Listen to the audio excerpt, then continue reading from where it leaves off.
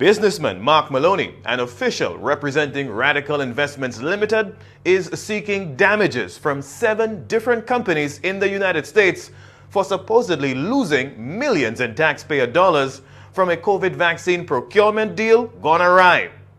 Now, in April, during the initial stages of the global race for COVID vaccines, ex-Prime Minister Alan Shastney gave Radical Investments a direct award valued at $7.3 million to buy AstraZeneca vaccines on St Lucia's behalf.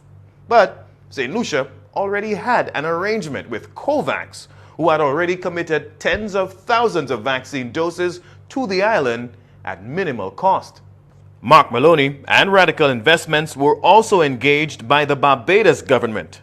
Barbados's Mia Mottley administration also allocated more than $10 million to Radical Investments for AstraZeneca vaccines.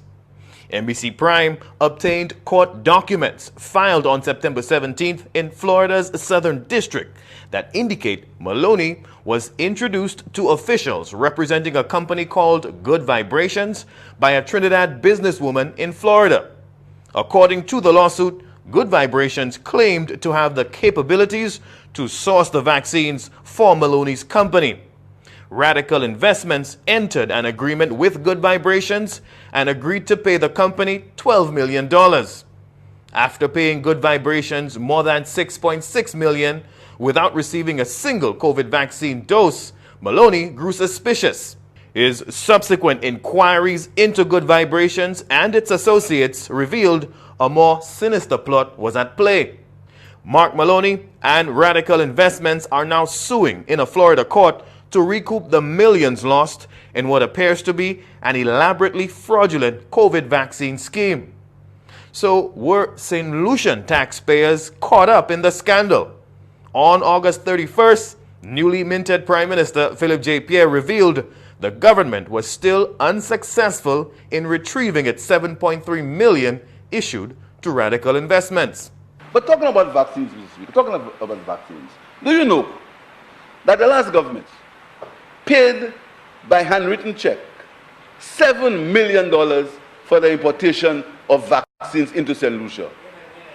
And do you know, Mr. Speaker, on the 13th of July, because they were so uncertain of what they had done, they were not firm in the conviction that what they did was right. They cancelled the order on the 14th of July. They cancelled the order for the vaccines that they had imported.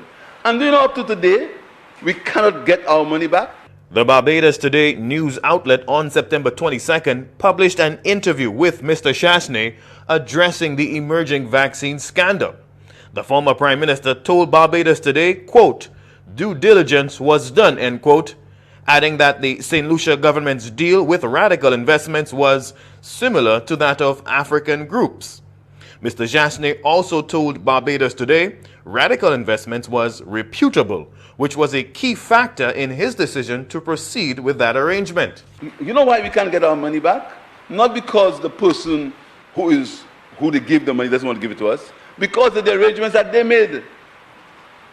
They were not firm in the arrangements that they made. So right now, because you know, in their haste to do things, in their haste to try to mama guy and bluff, they did this kind of thing to speak. And right now, even if the person wants to give us back our money, because of the strictures, up to now, we need the $7 million to help in the increase in testing.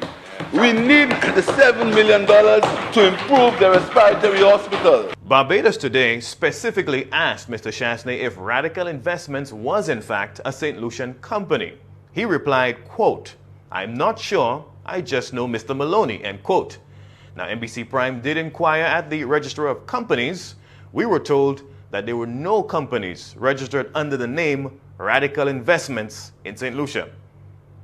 Rihani Isidore, NBC Prime.